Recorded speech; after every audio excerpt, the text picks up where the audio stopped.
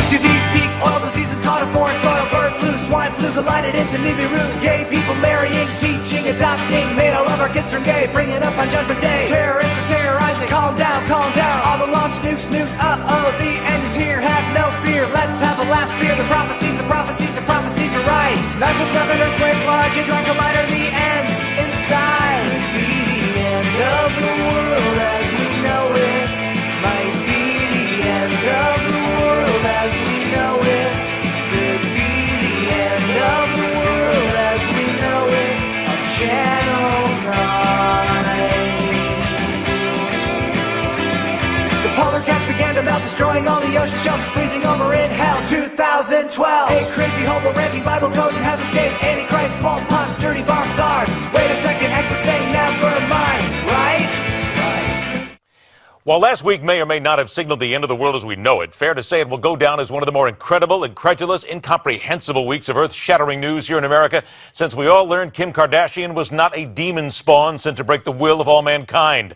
Last week, America found itself wrapped in a controversy, bundled in a mystery, and then bursting forth with the power to change society and the course of video games forever.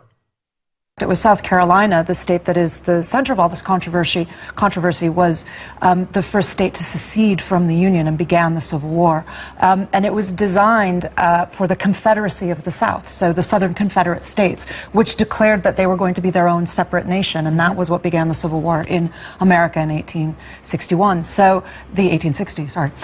Anyway, 150 years ago, as you say, is when it ended. And the flag was, became, therefore, a symbol of the South, of the Southern American heritage and a way of life that we know now from things like Gone with the Wind, this kind of mythical version of, and actually quite nostalgic version of what the South in the antebellum era was like.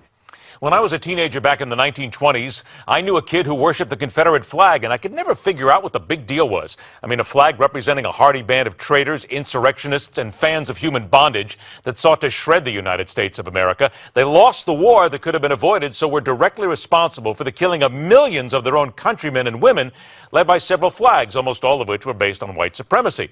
And they all still claim to love America as we know it. Then again, this kid was stoned 90% of the time and had the common sense equivalent of a bowl of grits. On the Republican 2016 trail, outrage. I disagree with their decision. I believe Obamacare is bad for Americans, bad for the country.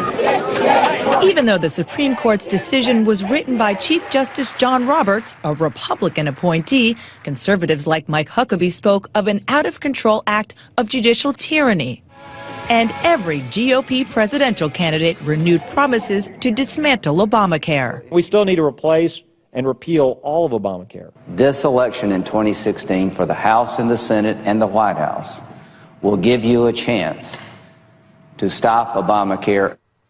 This Supreme Court challenge to Obamacare had zero chance of succeeding for the same reason so many other health care mandates and modifications fail.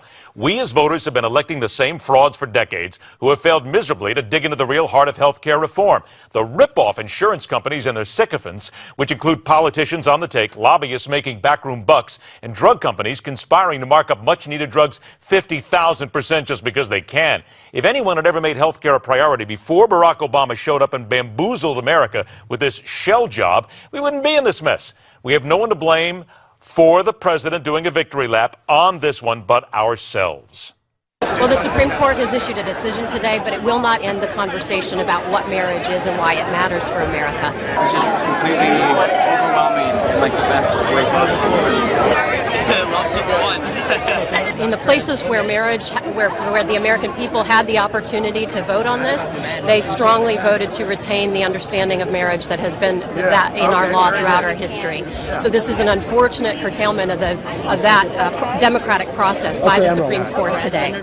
Justice Antonin Scalia set the tone for those who will continue to fight this when he called the ruling a judicial putsch, egotistic, pretentious, and wondering how and why 9 people are allowed to make such laws. Now ask yourself, of these 3 issues, which one to you is the one, just one, still worth fighting? Think about that, if you will, and we'll talk about that in time. You can always let me know as well. Rock on, true believers, that is telling it like it is. And I'll see you tomorrow right back here on the fastest 60 minutes in news.